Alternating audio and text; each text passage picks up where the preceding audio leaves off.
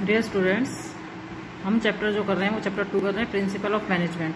अभी हमने last topic जो किया था वो टेलर के प्रिंसिपल्स किए थे कि हमारे पास कितने प्रिंसिपल्स हैं टेलर के, उन्होंने किस किस तरीके से काम करना बताया है। अब उस प्रिंसिपल्स को हम व्यवहार में कैसे उतारें, उसके लिए उन्होंने डिफरेंट टेक्निक्स बताई हैं। ठीक है, उन्हीं टेक्निक्स में जो सबसे पहला टॉपिक आता है वो आता है फंक्शनल फोरमैनशिप। ठीक है, जिसे हिंदी में बोलते हैं कार्यात्मक फॉरमैनशिप। कार्यात्मक फॉरमैनशिप ये जो टेक्निक है, इसके हिसाब से जितने भी हमारे वर्क हैं उनको हमने छोटे छोटे ये बड़ा वर्क है उसको हमने छोटे छोटे पार्ट में डिवाइड करना है, और एक पार्ट जो है काम का, जो एक छोटा हिस्सा है, वो एक स्पेशलाइज्ड पर्सन को देना है। उस काम में जो परफेक्ट है उसको देना है। इससे क्या होगा, जो इस काम में परफेक्ट है वो इस काम को करेगा, तो उससे स्पेशलाइजेशन के जो हमारे को एडवांटेजेस हैं वो मिलेंगे। ठीक है, सबसे पहले उन्होंने कहा, टेलर ने कहा कि काम को बांट दो, छोटे छोटे पार्टों में बांट दो, और एक छोटा पार्ट जो है वो एक स्पेशलाइज्ड पर्सन को दे दो, जिसकी वजह से हमारे को जो स्पेशलाइजेशन के जो एडवांटेजेस है वो हमें क्या होते हैं, मिलते हैं।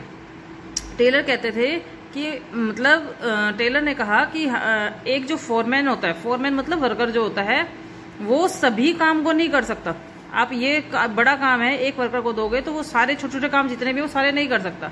वो किसी एक फील्ड में विशेषज्ञ हो सकता है, एक फील्ड में वो स्पेशलाइज हो सकता है, वो चाहे इस फील्ड में हो, चाहे इस फील्ड में हो, चाहे एक फील्ड में हो सकता है, वो सारे फील्ड में नहीं हो सकता। यदि हम सारे काम का बर्डन उसके ऊपर डालते हैं तो इससे काम क्या होता है, उतनी अच्छी तरीके से नहीं हो पाता। तो टेलर ने कहा कि काम को, यदि तुम्हें अच्छे रिजल्ट्स चाहिए, काम को जल्दी चाहिए, तो काम को छोटे छोटे पार्ट्स में डिवाइड कर दो। तो उन्होंने इस तरीके से काम को डिवाइड करने के लिए 2 डिपार्टमेंट अलग अलग कर दिए, एक प्लानिंग ऑफिसर डिपार्टमेंट और एक प्रोडक्शन ऑफिसर। ठीक है, 2 डिपार्टमेंट्स को उसने अलग अलग पार्ट्स में डिवाइड कर दिया, जिसके अंदर 4 सब हेड है। ठीक है, 4 इसमें, तो टोटल उसने एक काम को 8 पार्ट में डिवाइड कर दिया। क्लियर?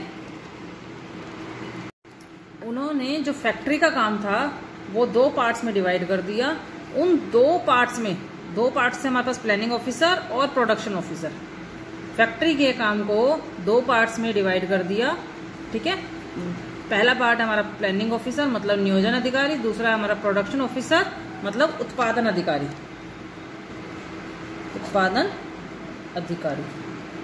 ठीक है, जितनी भी प्लानिंग होगी उसके अलग 4 पार्ट्स हो जाएंगे, डिपार्टमेंट हो जाएंगे, और जो प्रोडक्शन से रिलेटेड है उसके भी 4 डिपार्टमेंट अलग अलग हो जाएंगे। तो जो हमारे प्लानिंग है उसमें हमारा सबसे पहला डिपार्टमेंट आता है रूट कलर का कार्य मार्ग लिपिक। रूट कलर मतलब कार्य मार्ग लिपिक। इस डिपार्टमेंट का जो स्पेशलाइज्ड होगा वो क्या करेगा, श्रमिकों को कहेगा कि काम को मशीनों से और मनुष्य से और मैन पावर से काम करवाए। यहाँ पर जो रूट कलर का काम होगा वो होगा कि जो भी वर्क है वो किस तरीके से वर्कर करेंगे और किस तरीके से मशीनों द्वारा किया जाएगा। ये रूट कलर डिसाइड करेगा कि काम को किस तरीके से करना है, कि मैन पावर से करना है या मशीन पावर से करना है। सेकंड है इंस्ट्रक्शन कार्ड, संकेत कार्ड लिपिक। अब जो काम हमने डिसाइड कर लिया है कि काम मैन पावर से होगा या मशीन पावर से होगा, तो उसके लिए कुछ इंस्ट्रक्शन देगा ये वाला डिपार्टमेंट, कि वो वर्कर को बताएगा कि आपको अपना कार्य करना है और इस तरीके से करना है, वो इंस्ट्रक्ट करेगा यहाँ पर।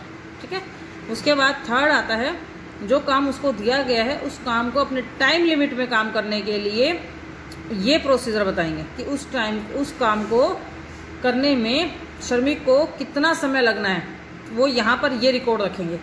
ठीक है, फिर लास्ट आता है डिसिप्लिन ऑफिसर। यहाँ पर ये देखा जाता है कि जो काम किया जा रहा है वो सही मेथड के हिसाब से डिसिप्लिन में रहकर, जो तरीका व्यवस्थित ढंग है उस तरीके से वो काम किया जा रहा है या नहीं किया जा रहा, वो ये अधिकारी जांचेगा। तो सबसे पहले अधिकारी ने क्या देखा कि काम हमें कैसे करवाना है, मशीन से कराना है या मैन पावर से कराना है। दूसरे ने उस काम को करने के लिए इंस्ट्रक्शन दी। थर्ड ने टाइम लिमिट चेक करी कि उसकी पोस्टिंग क्या आएगी, कितना टाइम लग रहा है। और फोर्थ उसको ये देख रहा है कि उस काम को करने के लिए मतलब जो ढंग दिया गया है उसमें वो उस तरीके से काम उस तरीके से डिसिप्लिन में रहकर, अनुशासन में रहकर कर रहा है या नहीं कर रहा। ठीक है, अब आता है प्रोडक्शन डिपार्टमेंट। इसमें आता है सबसे पहले गैंग बॉस। गैंग बॉस, इसमें श्रमिकों से जो वर्कर से हमें काम लेना है, देखना है कि उनको जो भी उनको काम दिया गया है उसके लिए उनको कितनी मशीन की आवश्यकता है, कितनी मटेरियल की आवश्यकता है और कितने ही हमारे को इंस्ट्रूमेंट की आवश्यकता है। ये सब टॉली नायक देखेगा, गैंग बॉस देखेगा। ये डिसाइड करेगा कि वर्कर जो है उसको मशीन कितनी चाहिए, ठीक है, उसको रॉ मटेरियल कितना चाहिए, उसको किसी भी तरीके के इंस्ट्रूमेंट कितने कितने चाहिए, ये व्यवस्था करेंगे, गैंग बॉस का काम हो गया, ठीक है। उसके बाद अगला आता है स्पीड बॉस या गति नायक। इसमें जो स्पेशलाइज्ड होता है वो चेक करता है कि कार्य को सही समय पर और सही टाइम पर सही जो उसकी स्पीड है उसका ध्यान में रखते हुए काम कर रहा है या नहीं। काम को धीरे धीरे तो नहीं कर रहा, काम बहुत ज़्यादा ओवर स्पीड से तो नहीं कर रहा, मतलब जो भी इसकी स्पीड है, प्रॉपर स्पीड है, उसको मेंटेन करते हुए वो काम कर रहे हैं नहीं कर रहे, वो इस डिपार्टमेंट का देखने का काम है। अगला है रिपेयर बॉस। अब टाइम टू टाइम जो मशीनें होती हैं या हमारे इंस्ट्रूमेंट्स होते हैं वो हमारे टाइम टू टाइम ख़राब होते रहते हैं, उनकी रखरखाव होती रहती है, उनकी मेंटेनेंस चाहिए। तो रिपेयर बॉस का काम है टाइम टू टाइम वो उनकी मेंटेनेंस करे और उसमें यदि कोई खराबी आ गई है तो उसको तुरंत ठीक कराए, रिपेयर बॉस का काम है। लास्ट होता है इंस्पेक्टर। यह देखता है कि काम की जो क्वालिटी है, काम अपनी स्पीड से हो रहा है, ठीक है, काम की कॉस्टिंग जो चाहिए वो आ रही है, मगर काम की जो क्वालिटी है वो उतनी अच्छी नहीं आ रही जिस क्वालिटी का हमने मटेरियल चाहा था। तो इस इंस्पेक्टर का काम है कि काम की जो क्वालिटी है उसको मेजर करने का काम हमारा क्या है, इंस्पेक्टर का है, ठीक है। 8 तरीके के हमने डिपार्टमेंट में बांट दिया। 4 हमारे प्लानिंग ऑफिसर्स हो गए और 4 हमारे प्रोडक्शन ऑफिसर हो गए। स्टैंडर्डाइजेशन। स्टैंडर्डाइजेशन का मतलब है setting standard for different activities. Standardize का मतलब है setting standard for different activities, ठीक है। यहाँ पर हमें वर्कर से कितना काम लेना है, उसका क्या स्टैंडर्ड होगा, यहाँ पर वो फिक्स किया जाना पहले से बहुत ज़रूरी है, क्योंकि हमारे जो फैक्ट्री होती है या हमारा प्रोडक्शन डिपार्टमेंट होता है उसमें हमारे पास जो एक्टिविटीज़ होती है वो अलग अलग तरह की होती है। तो सभी जितनी भी डिफरेंट एक्टिविटीज़ है उसका एक स्टैंडर्ड होना चाहिए। स्टैंडर्डाइजेशन में हमने काम जो डिफरेंट एक्टिविटीज़ थी उसके हमने स्टैंडर्ड तय किए हैं। तो इसके अंदर 3 ऑब्जेक्टिव्स होते हैं जिसको हम ध्यान में रखेंगे। To reduce a given line of product to fixed types, size and characteristics. हमें यहाँ पर जो प्रोडक्ट है फिक्स टाइप के करने होंगे, उनके साइज फिक्स करने होंगे या उनकी जो विशेषताएं हैं उसको सीमित करना होगा।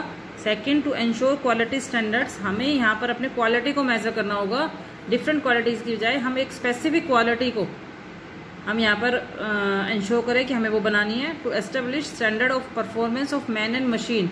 यहाँ पर व्यक्तियों और मशीनों के जो काम करने के जो वो हैं स्टैंडर्ड है उसको भी यहाँ पर हमें निश्चित करना चाहिए। अब सेकंड टॉपिक है, इसी का सेकंड पार्ट है सिंप्लीफिकेशन ऑफ वर्क। काम का सिंप्लीफिकेशन, जैसे नाम से ही पता चल रहा है, सिंप्लीफिकेशन ऑफ वर्क, नाम से ही पता चल रहा है कि काम को सिंपल करो। आपको मैं ये समझाने से पहले एक एग्जांपल देती हूँ। आपने जैसे बाहर आपने शूज़ खरीदे हैं कभी, चाहे गर्ल्स हो चाहे बॉयज़ हो, शूज़ खरीदते हैं हम जैसे, तो शूज़ खरीदते टाइम आप उनसे 8 नंबर का, 9 नंबर का, 10 नंबर का ये आप साइज़ मांगते हो, ठीक है। 11 नंबर का साइज़ मांग लोगे, 7 नंबर का मांग लोगे। किसी ने 7.25 का, 7.5 का ऐसे कभी साइज़ मांगे हैं? यदि एक दुकानदार आपको 6 नंबर का, 6.25, 6.50, 6.75, 7 इस तरीके से वो शूज़ बनाने लग जाए तो आप सोच सकते हो कि 11 नंबर तक आते आते उसके पास नंबर ऑफ साइजेस कितने ज़्यादा होंगे और कस्टमर को दिखाने में और पहनाने में और मतलब उसकी जो मैन्युफैक्चरिंग है वो कितनी हार्डफुल हो जाएगी। तो इसीलिए हमें काम को क्या करना है, सिंपल करना है। तो इसीलिए मार्केट में आपको 7, 8, 9, 10 नंबर के शूज़ मिल जाते हैं, क्योंकि 7 से लेकर 8 तक के जो साइज़ में होता है बहुत ना के बराबर फ़र्क होता है। यदि 7 नंबर वाला 7 नंबर उसको छोटा पड़ रहा है तो वो 7.5 के जूते की बजाय यदि वो 8 नंबर लेगा तो 7.5 में और 8 में कोई खास फर्क नहीं होगा। तो 7 और 8 के बीच का जो गैप होता है वो हर एक बीच वाले गैप वाले के लिए परफेक्ट होगा। तो ऐसा नहीं जिसको 7.25 का आ रहा है या जिसको 7.5 का आ रहा है वो 8 नंबर का जूता उसको लूज रहेगा, नहीं, ऐसा नहीं है। तो उन्होंने क्या कहा कि काम को सिंप्लीफाई कर दो, जिसकी वजह से जो काम की लागत आएगी उसमें भी बचत होगी, क्योंकि आपको डाई भी उसी तरीके से बनानी पड़ेगी, डिफरेंट डाई रखनी पड़ेगी, डिफरेंट आपको टाइप मटेरियल रखने पड़ेंगे। तो आपकी जो लागत आएगी मतलब वर्कर्स की लागत लगा लो, ठीक है, मटेरियल की लागत लगा लो, ठीक है, वर्कर की, मटेरियल की, किसी भी चीज़ की लागत लगा लो, उसमें हमारी बचत हो जाएगी, ठीक है। अब आप इसी तरीके से और भी बहुत सारे कंपनी के एग्जांपल देख सकते हो। एक हिंदुस्तान लीवर लिमिटेड कंपनी है, सभी बच्चों ने उसका नाम सुन रखा होगा, हिंदुस्तान लीवर लिमिटेड। उनके पास पहले साबुन के अंदर बहुत सारी वेराइटीज आती थी, ठीक है। अब उन्होंने उन वेराइटीज को कम कर दिया है, ताकि जितना मटेरियल वो बना पा रहे हैं वो एक परफेक्ट सॉल्यूशन हो, ठीक है ना। हमने 50 वैरायटी रख ली मगर हमारी एक भी अच्छी नहीं है, उसकी बजाय हमने 2 वैरायटी रख ली, वो हमारी अच्छी हो गई। हमने काम को सिंपल कर दिया, हम उसके ऊपर ध्यान दे पाएंगे, हम 50 के ऊपर ध्यान नहीं दे पाएंगे। तो इसीलिए टेलर ने कहा कि आप काम का स्टैंडर्ड तय करो और उस काम को सिंपल कर दो। अगला टॉपिक है हमारा मेथड स्टडी, कार्य विधि अध्ययन। मेथड, किस टेलर ने कहा, यहाँ पर सुझाव दिया, सजेशन दिया कि आप जब काम करते हो, किसी भी वर्कर से काम करवाते हो या खुद करते हो, तो काम करने का सबसे अच्छा तरीका जो हो, उसकी पहचान करो, उसको ढूंढो, उसके बाद उस मेथड से काम कराओ। इससे हमारा काम करने की जो कॉस्टिंग आएगी वो कम हो जाएगी, ठीक है। काम करने की कॉस्टिंग, हमारी खर्चे जो जाएंगे कम हो जाएंगे और क्वालिटी हमारी बढ़ जाएगी। तो टेलर ने सुझाव दिया कि आप किसी भी कार्य करने के लिए, जो भी आपको काम कराना है, उसके लिए जो एक सबसे परफेक्ट मेथड जो होता है उसका चुनाव करो। उस चुनाव करने से, उस तरीके से हम यदि काम करवाते हैं तो हमारी जो कॉस्टिंग आती है वो हमारी कम हो जाएगी और जो हमारा उसकी जो क्वालिटी होती है वो बढ़ जाएगी। क्लियर। और ये जो मेथड स्टडी है, ये हमारी रॉ मटेरियल खरीदने से लेकर, ऐसा नहीं कि हमने रॉ मटेरियल बहुत अच्छी क्वालिटी का खरीद लिया तो हम काम अपने आप वर्कर कर लेंगे, नहीं। रॉ मटेरियल से लेकर जब तक वो जो मटेरियल हमने बनाना था वो हमारा कस्टमर तक नहीं पहुंचता, तब तक के जितने भी कार्य हैं उन सभी में हमने सबसे बेस्ट मेथड जो है किसी भी काम को करने के लिए वो ढूंढते रहना है। ये नहीं कि हमने खाली रॉ मटेरियल अच्छी क्वालिटी का ढूंढा, हमने सेल्स के मेथड में ध्यान नहीं दिया, ठीक है, मैन्युफैक्चरिंग के मेथड पे ध्यान नहीं दिया। हमने हर एक मेथड का ध्यान रखना है जब तक हम कस्टमर तक वो चीज़ ना पहुंचा दें, ठीक है। क्लियर। गति अध्ययन या मोशन स्टडी। मोशन का मतलब हो गया कि काम को करने के तरीके, जो एक वर्कर है वो उस काम को किस तरीके से कर रहा है। तो टेलर एडवाइस कर रहा है कि जो एडॉप्शंस के वेजेस के जो सिस्टम है, जो वर्कर के जो सिस्टम है, जैसे काम को किस तरीके से वो कहाँ बैठ रहा है, कैसे बैठ रहा है, किस काम को, किसी वस्तु को उठा रहा है तो कितनी बार उठा रहा है, कितनी बार रख रहा है, इस तरीके के जो डिफरेंट वेज सिस्टम्स है उसको नोटिस करे और उसको कार्य को करने के लिए जो उसकी जो बिल्कुल अलग अलग जो उसके तरीके हैं उसको समझे और उसमें से जो तरीके उसके बार बार अननेसेसरी हो रहे हैं उन तरीकों वो घटाए, उन तरीकों को कम करे। जैसे फॉर एग्जांपल मैं आपको बताती हूँ, एक मैकेनिक है, मैकेनिक को आपको पता है टूल्स बार बार चाहिए, ठीक है। मैकेनिक यहाँ बैठा है और उसका टूल्स का बॉक्स यहाँ है, तो उसको जितनी बार भी टूल्स चाहिए वो बार बार जाएगा, फिर लेके आएगा, बार बार जाएगा और लेके आएगा, बार बार जाएगा और लेके आएगा। हमने यहाँ पर उसने स्टडी करी, जो मैनेजर से उसने स्टडी करी कि एक मैकेनिक को बार बार उठना पड़ता है अपने एक सामान के लिए, तो उसने उसके टूल्स का डिपार्टमेंट उसके नियर अबाउट बनवा दिया। तो इसका अध्ययन करने से हमें पता चला कि जो वेस्ट ऑफ टाइम है वो सिर्फ सामान उठाने में लग रहा है बार बार, ठीक है, उसका जो काम है वो पूरा नहीं हो पा रहा इस चक्कर में, या कम काम हो पा रहा है। तो उसने समय की बचत करने के लिए और प्रोडक्शन में मतलब जो इंक्रीजिंग लाने के लिए उन्होंने क्या किया, उसकी मोशन की स्टडी करी, ठीक है। इससे हमारे को टेलर ने इस तरीके की हरकतों का पता लगाने के लिए एक स्टॉप वॉच का भी प्रयोग किया है और उससे देखा है कि जो काम करने के लिए उसकी डिफरेंट एक्टिविटीज़ की जो हरकतें हैं वो उसकी पहचान करते हैं और उसमें जो प्रोडक्टिव हरकतें होती हैं उसकी अनप्रोडक्टिव मतलब जिसका कोई यूज़ नहीं है, इस तरीके की जो हरकतें होती हैं उसको पता लगाकर उसको कम करने के लिए कहा गया है। इसमें ये देखता है कि बार बार मतलब एक श्रमिक का वेस्ट ऑफ टाइम किन किन किन किन चीज़ों के ऊपर हो रहा है उसको कम करे, और जिससे जो एम्प्लॉयज़ है उसकी एफिशिएंसी क्या हो जाए, बढ़ जाए।